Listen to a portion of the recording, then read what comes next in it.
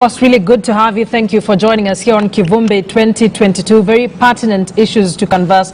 And as Ken says, there's been a lot of misinformation, a lot of reaction around this particular bill. So tonight here on the panel with our experts, we break down this bill. What does it mean? What does it contain? What are the proposals there? And if it is to pass, what are we likely to see in the upcoming polls? If it does not pass in the National Assembly, then what are we staring at ahead of the 2022 polls? Very crucial questions to answer tonight. And joining us for this conversation, Felix Odhiambo is Executive Director at Electoral Law and Governance Institute for Africa. Felix, always a pleasure to have you here on the Kivumbi Roundtable. Bill Okero is a former Senator, Mandera County, not a stranger to this roundtable on Kivumbi 2022. So really, thank you for making time for us. And Lilian Mahiri Zaja will be joining us virtually. She's the former Vice Chairperson of the IEBC. Thank you for making time for us. She's joining us live from Cape Town. Thank you for making time for the panel here tonight on Kivumbi 2022. Felix? All right. I want to put a little bit of context in this. By looking at the clarification below, because I had this conversation with you last week on Thursday. At that time, we were talking about the mischief that we couldn't read, and of course the timing, which everyone agrees that the timing here is really suspect. I want to go at 6. I want to go number 6. It says the bill seeks to delete the provision of Election Act, which were annulled by the High Court in the Katiba Institute case, where the court declared void provisions of 39(1)(c), which you mentioned, 39(1)(d), 39(1)(e), 39(1)(f), and 39(1)(g). And of course, they go to section 83 of the act, the same act. Now, the effect of this declaration from the court is that the results process and the standard by which elections is to be determined by the court does not exist. The law must therefore be amended to cure the gap which was occasioned by the deletion of this. Now, once it's deleted below, we don't have a law. Completely, 39, those sections don't exist at all. So first, in your mind, having discussed this last week on Thursday, do we have an amendment or do we have new law that we're creating to cover for this? Thank you, but let me I'll answer that question. Okay. But let me start from from the institution. You know, IEBC, as constituted today, and even in the past, the process of appointing those people is done by the political parties. It would really be very difficult for anyone to imagine that these political parties that are now saying we are not aware, and each of them has been involved in the recruitment of all these people. You know, it's something that cannot add up. That IEBC would sit and make such fundamental amendments to the election law without all those stakeholders in the political process knowing it's so something, you know, you get the feeling that someone is not truthful, you know, within this political process. Yes, so it's very unlikely. Number two, they would almost always have a discussion with Parliament when they want to bring a bill like this.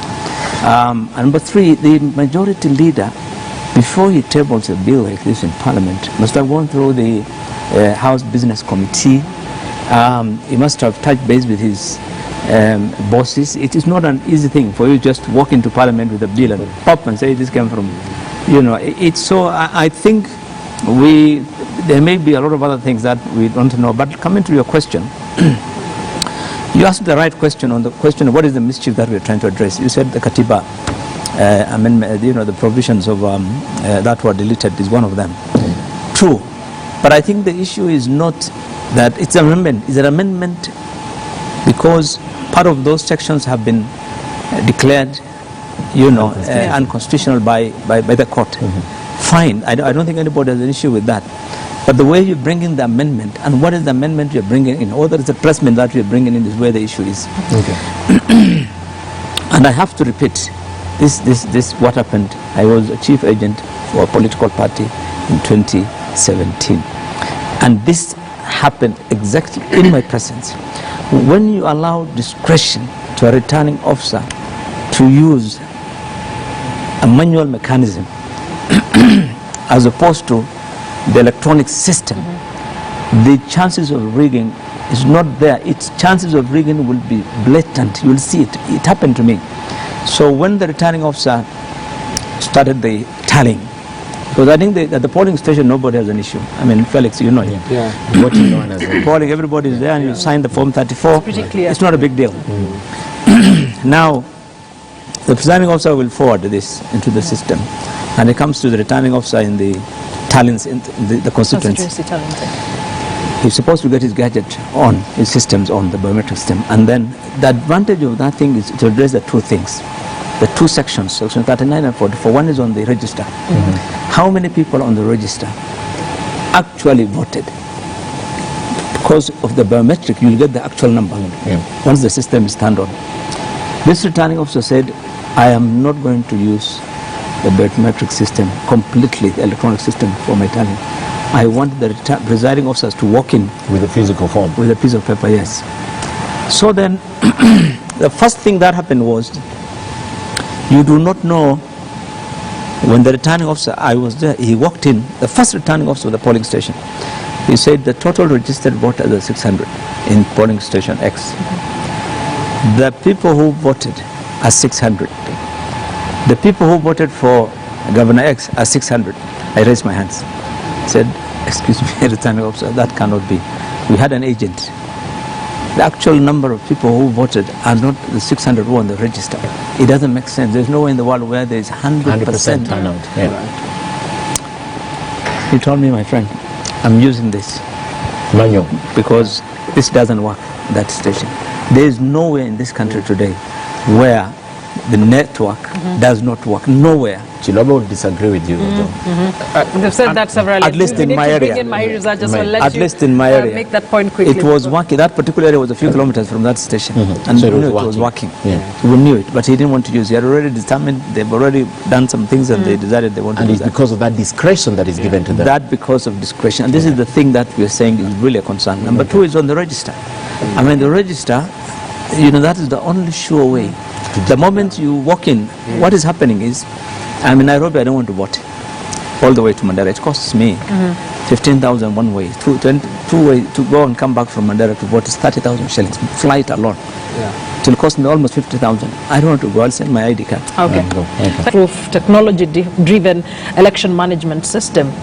So then what is this we needed to do as opposed to going the complementary way, which has the dangers you're talking about? You know, that's a good question. By the way, the 92, if it was 92 in 2017, it could be 100% today. Exactly. IBC must be in a position, because they know all the polling stations. 2002. And then 2017. 92% coverage. Yes. Okay. And since they have the names of all the polling stations, they can actually tell Kenyans which are those polling stations that do not have network and cannot transmit elections, you know, electoral. And people can even at their, you know, you can in law, you can actually identify some particular. If you look at the constitution, there are constituencies which have no population that have been listed. You can actually identify and say, except for this one, for all the others we must go by. So the risk is what he just said. There is no country which legislates discretion to an election officer. It can't happen. And this is what this law is doing. The moment you say we give you that complementary, you are actually legislating discretion. And that's where the risk is. Okay. And there's no doubt in my mind, this is not something IBC is just doing in order to address some lacuna in law or something. No. It's mischievous. It is mischief. Okay. It's mischief. I mean, I have, look, if you have sit where I sat for 2 days and I watched, total registered voters in a constituency, if it was 25,000, all the 25,000 voted, each one of them, not a single person. I mean, and section, another important thing, I think when you look at the bill, clause 20E, and this is the confusion that he mentioned, it says the commission shall declare the presidential results based on polling station results. Now, the polling station results, the way he mentioned, he sends by this to National Talent Center, and he takes this one to the constituency center.